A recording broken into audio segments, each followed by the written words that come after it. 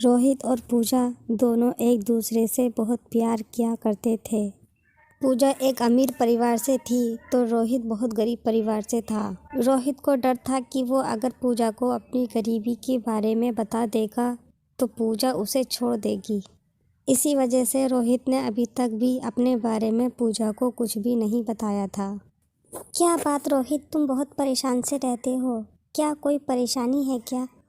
नहीं पूजा, ऐसी कोई बात नहीं है। बस मैं ये सोच रहा था कि कहीं तुम मुझे छोड़कर चली गई तो मैं तुम्हारे बिना कैसे रहूँगा। अरे रोहित, ऐसी कोई बात नहीं है, मैं तुम्हें छोड़कर कहीं नहीं जाऊंगी। और हाँ, आज मैं तुमसे बहुत ज़रूरी बात करने आई थी। कहो पूजा, क्या बात है? रोहित, तुम तो शर्मा जी को जानते हो, वो मेरे पापा के बहुत पक्के दोस्त हैं और एक उनका बेटा भी है जो अमेरिका में पढ़ाई कर कर आया है। वो शर्मा जी अपने बेटे के लिए मेरा हाथ मांग रहे हैं और मेरे मम्मी पापा भी इस रिश्ते से राज़ी हैं। मैंने मम्मी पापा को तुम्हारे बारे में बताया था तो वो तुमसे मिलना चाहते हैं। इस तरह रोहित पूजा के घर पूजा के माँ बापों से मिलने चला जाता है, लेकिन फिर भी अपने बारे में वो कुछ भी नहीं बताता है। पूजा के पिता ने भी रोहित से कुछ नहीं पूछा क्योंकि उन्हें भरोसा था कि उनकी बेटी एक अमीर और पढ़े लिखे लड़के को ही पसंद करेगी। फिर वो इसीलिए रिश्ते को हाँ कह देते हैं और खुशी खुशी उन दोनों की शादी भी कर देते हैं। रोहित खुशी खुशी पूजा को अपने घर ले आता है तो पूजा देखती है कि एक छोटा सा कच्चा घर है जिसमें रोहित और रोहित का परिवार रहता है। ये देखकर थोड़ा गुस्सा आता है तो वो रोहित से पूछती है, रोहित, ये सब क्या है? तुम यहाँ रहते हो और ये सब लोग कौन हैं? पूजा, ये मेरा परिवार है और हम यहीं रहते हैं। क्या रोहित, तुमने मुझसे सच छुपाया? सॉरी पूजा, मुझे माफ़ कर दो। मुझे डर था तुम्हें खोने का और मैं तुम्हें हर कीमत पे खोना नहीं चाहता था। मैं तुम्हें ये सारी बातें बता देता, क्या पता तुम मुझे छोड़ देती तो फिर मैं तुम्हारे बिना कैसे रहता। बस इसीलिए मैंने तुम्हें कुछ भी नहीं बताया। रोहित, तुम्हें मुझ पे भरोसा नहीं था। मैंने तुमसे प्यार किया था, तुम्हारे घर से या तुम्हारे पैसे से नहीं किया था। चलो खैर, कोई बात नहीं। मैं कल भी प्यार तुम्ही से करती थी और आज भी तुम्ही से करती हूँ। और पूजा घर के अंदर खुशी खुशी चली जाती है। रोहित के घर एक छोटी बहन और एक उसकी माँ रहती थी और वो दोनों पूजा का बहुत अच्छे से ख्याल रखा करती थीं। माँ जी, आज भाभी अपने घर पर पहली बार खाना बनाएंगी।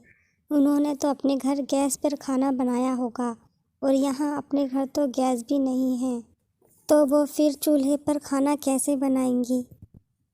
हाँ बेटी, यही मैं सोच रही हूँ। इतनी अमीर घर की बेटी है, इस घर में खाना पीना रहना सोना ये सब वो कैसे करेगी? उसको तो बहुत अजीब लगेगा ये सब।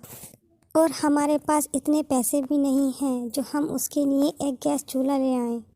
ये सारी बातें पूजा उन दोनों की सुन लेती है और बोलती है, माँ जी आप टेंशन न लें, मैं चूल्हे पर भी खाना बना लूँगी क्योंकि मैं छुट्टियों के दिनों में अपनी नानी के घर जाया करती थी जो कि एक गांव में रहती हैं और वो भी खाना चूल्हे पर ही बनाती थी। इसीलिए मैंने चूल्हे पर खाना बनाना सीख लिया था और आज भी खाना मैं चूल्हे पर ही बनाऊंगी।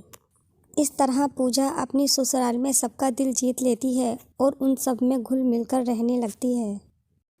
और फिर एक दिन, माँ जी मैं सोच रही थी मैं भी कुछ काम कर लेती हूँ जिससे हमारा घर का खर्च अच्छा चलेगा। बेचारे रोहित जी एक छोटी सी नौकरी में क्या क्या करेंगे। हमें राधिका की शादी भी तो करनी है, वो भी अब बड़ी हो गई हैं। माँ जी अगर आपकी इजाज़त हो तो मैं बच्चों को ट्यूशन पढ़ा सकती हूँ जिससे हमारे घर में काफ़ी अच्छे पैसे आएंगे और कुछ ही दिनों में हम राधिका की शादी भी कर देंगे। ठीक है, जैसे तुम्हारी मर्जी। वैसे पूजा बहू, मैं एक बात कहूँ? कहो माँ जी, क्या बात है? हाँ, मैंने सोचा भी नहीं था तुम इतनी अच्छी होगी। मैंने तो ये सोचा था अमीर बाप की बेटी है, मुचड़ होगी और कुछ ही दिनों में घर छोड़कर भी चली जाएगी और तुमने हमें हमारी गरीबी में अपना लिया।